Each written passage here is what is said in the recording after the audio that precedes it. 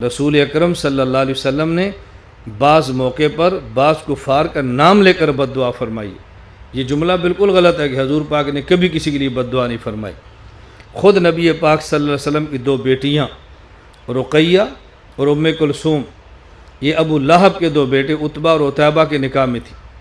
تبت یدا ابی لہب و تب آیت نازل ہوئی۔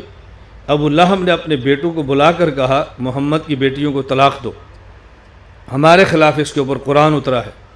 ابو لہب کے بیٹوں نے نبی پاک صلی اللہ علیہ وسلم کی دونوں بیٹیوں کو طلاق دی، اور ایک مسلم بدبخت نے مزید حرکت یہ کی کہ حضور کی لخت جگر کے چہرے پر تھپڑ مار دیا۔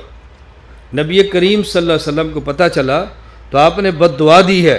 آپ نے فرمایا اللہم سلط علیہ کلب من کلابک، اپنے کتوں میں سے کتا اس بے ایمان پر مسلط فرما دے۔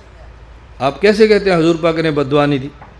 اور یہ میں خاص کتاب کا حوالہ نہیں، جس تک رسائی نہ ہو میں اس کتاب کا حوالہ دینے لگا ہوں جو ہر کسی کی دسترس میں ہے، اور کتاب کا نام ہے فضائل اعمال۔ آپ پڑھو حکایات صحابہ میں، آپ فضائل اعمال پڑھ بھی رہے ہیں، نبی پاک صلی اللہ علیہ وسلم کی بد دعا سنا بھی رہے ہیں، اور پھر یہ بھی کہہ رہے ہیں حضور نے کبھی بد دعا نہیں فرمائی۔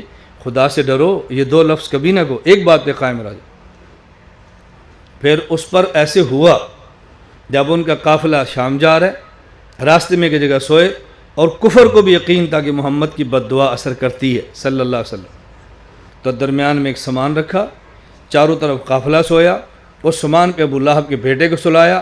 رات کو ایک شیر آیا، سونگتا رہا، چھلانگ لگائی، سامان پر آیا اور اس کو چیرا پھاڑا اور چلا گیا۔ کفر کو سمجھ آ گئی حضور کی بد دعا نے اثر کر دی ہے۔ یہ میں نے صرف اس لیے سمجھایا ہے کہ یہ جملے کبھی نہ کہو کہ حضور پاک نے کبھی بد دعا نہیں فرمائی، کبھی نہ کہو۔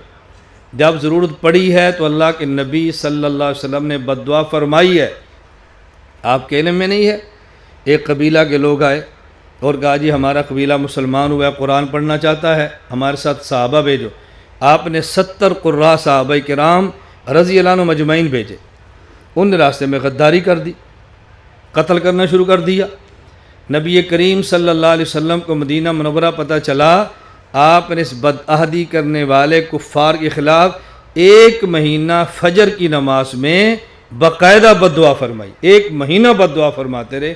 آپ کیسے کہتے کبھی بد دعا نہیں فرمائی؟ رحمت للعالمین نبی ہونے کا معنی یہ نہیں ہے کہ آپ نے کبھی بد دعا نہیں فرمائی۔ مظلوم کا دفاع کرو اور ظالم کو روکو۔ ظالم کو روکنا یہ رحمت ہے۔ حضور کے صحابہ کو ذبح کر رہا ہے اور اللہ کے نبی فرما دے یہ ٹھیک ہے، یہ کیسے ہو سکتا ہے؟ میں خیر اس عنوان پہ بات نہیں کر رہا، صرف میں سمجھا رہا ہوں، اپنے دماغ کو صاف رکھو، آپ کا ویژن واضح ہونا چاہیے۔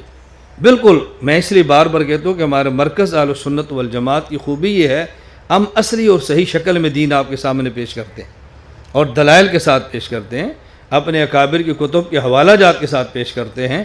اپنی طرف سے کوئی جملہ میں نہیں کہتا، ہماری کوئی تحقیق نہیں ہے، میں اپنے مسلک کا کوئی محقق نہیں ہوں، میں اپنے مسلک کا ناقل ہوں، اپنے اکابر کے علوم کا شارح ہوں۔